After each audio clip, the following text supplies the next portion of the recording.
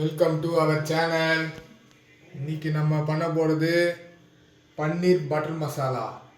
அதுக்கு தேவையான பொருட்கள் என்ன ஃபஸ்ட்டு பார்த்துக்கலாம். ஃபஸ்ட்டு அதுக்கு வந்து தக்காளி, வெங்காயம், கரம் மசாலா, அப்புறம் சில்லி பவுட்ரு, ஃப்ரெஷ் க்ரீமு, இதில் முந்திரி, அப்புறம் ஸ்பைசஸ் இருக்குது, அப்புறம் இஞ்சி பூண்டு, இது வந்து கஸ்தூரி மேத்தி, அப்புறம் பட்டர், பன்னீர். ஓகே, ஃபஸ்ட்டு வந்து ஒரு பேன் அடுப்பில் வச்சுக்கோங்க. அதுக்கப்புறம் ஒரு 2 டேபிள் ஸ்பூன் பட்டர் உள்ளே சேர்த்துக்கலாம்.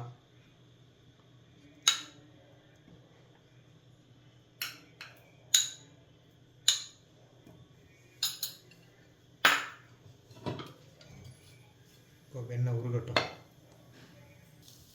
இப்போ வெண்ணெய் சூடாகிடுச்சு. இப்போ இதில் வந்து வெங்காயம் போட்டுக்கலாம். நான் வந்து ஒரு 2 வெங்காயம் பெருசு பெருசாக வெட்டி வச்சுருக்கேன், உள்ளே சேர்த்துக்கலாம்.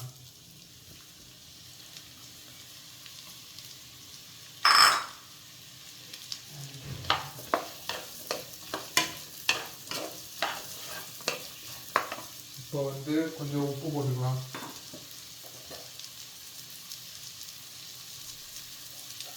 ஒரு 1/4 ஸ்பூன் உப்பு போட்டால் கொஞ்சம் வெங்காயம் சீக்கிரம் வதங்கிடும். உங்களுக்கு உப்பு போட்டுக்கலாம். ஓகே, இப்போ வெங்காயம் வந்து கண்ணாடி பதத்துக்கு வந்துச்சு. இந்த டைமில் தக்காளி போட்டுக்கலாம்.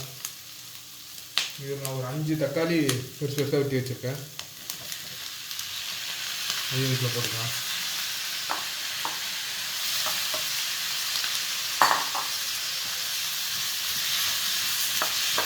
அப்புறம் ஒரு 2 இன்ச்சு சைஸு இஞ்சி, அப்புறம் ஒரு 5 பல் பூண்டு,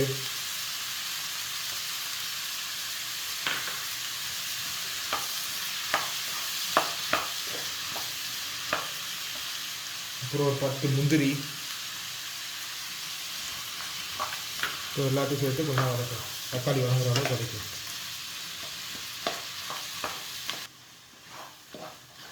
இப்போ இதெல்லாம் நல்லா வதங்கிடுச்சு. இதை அடுப்பை ஆஃப் பண்ணிவிட்டு இது சூடு ஆறுனதுக்கப்புறம் மிக்சியில் போட்டு அரைச்சி கொண்டு வந்துடலாம்.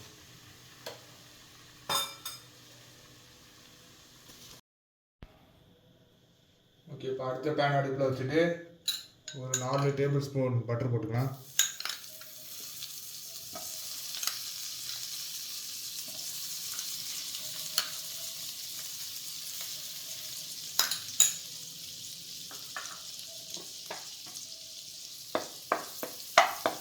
ஓகே, இப்போது எண்ணெய் சூடாகி உருகிடுச்சு. இந்த நேரத்தில் ஒரு பிரியாணி இலை போட்டுக்கலாம், 2 துண்டு பட்டை, அப்புறம் ஒரு 5 கிராம்பு போட்டுக்கலாம்.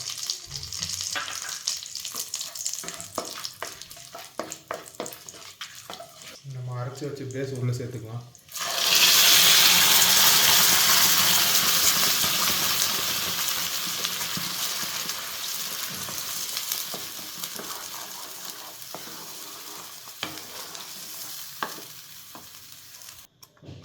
ஓகே, இப்போ வந்து ஒரு 3 டீஸ்பூன் காஷ்மீர் சில்லி சேர்த்துக்கலாம்.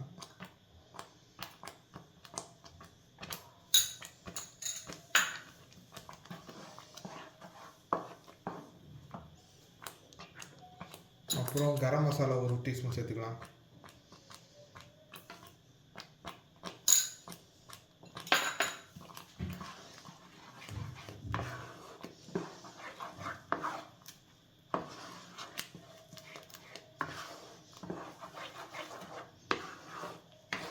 நான் போட்டிருக்கிறது வந்து காஷ்மீர் சில்லி, இது காரம் கம்மியாக தான் இருக்கும். நீங்கள் நார்மல் சில்லி பவுடர் யூஸ் பண்ணுறது வந்து இன்னும் கொஞ்சம் கம்மியாக போட்டுக்கோங்க.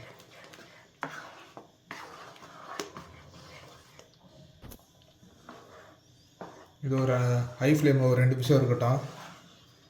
இது நல்லா அப்போ தான் எல்லாமே ஒன்றா சேர்ந்து ஒரு நல்ல வாசனை வரும். விடலாம். இந்த டைமில் ஒரு டீஸ்பூன் உப்பு சேர்த்துக்கலாம் உள்ள.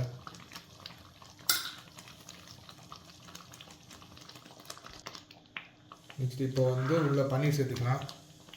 நான் வந்து இங்கே ஒரு 200 கிராம் பன்னீர் எடுத்துருக்கேன், உள்ளே சேர்த்துக்கலாம்.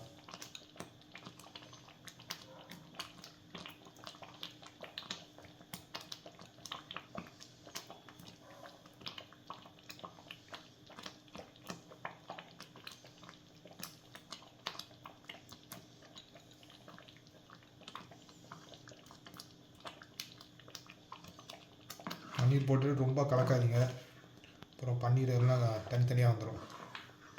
அதனால் மெதுவாக திருப்பி திருப்பி விடுங்க.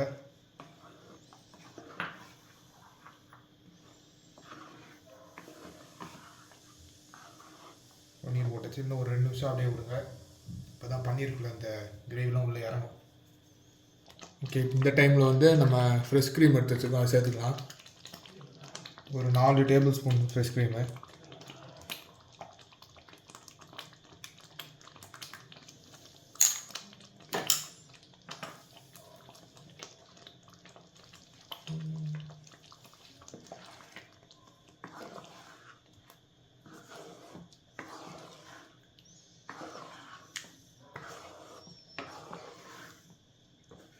இன்னும் ரொம்ப போட்டு கலக்கிடாதீங்க. சொன்ன மாதிரி தான் பன்னீர் வந்து அப்புறம் தனித்தனியாக கலந்து வந்துடும். அப்படியே பொறுமையாக அது வலிக்காத மாதிரி கலந்து விடணும்.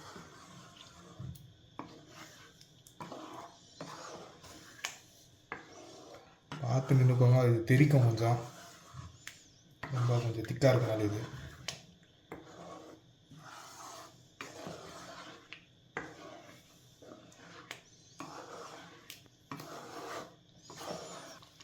இப்போ லாஸ்ட்டாக வந்து 1 ஸ்பூன் சுகர் சேர்த்துக்கலாம் உள்ள. இது வந்து எதுக்குன்னா நம்ம அந்த போட்டுக்கிற தக்காளியை வந்து பேலன்ஸ் பண்ணுறதுக்காக இந்த சுகர் இருக்கும்.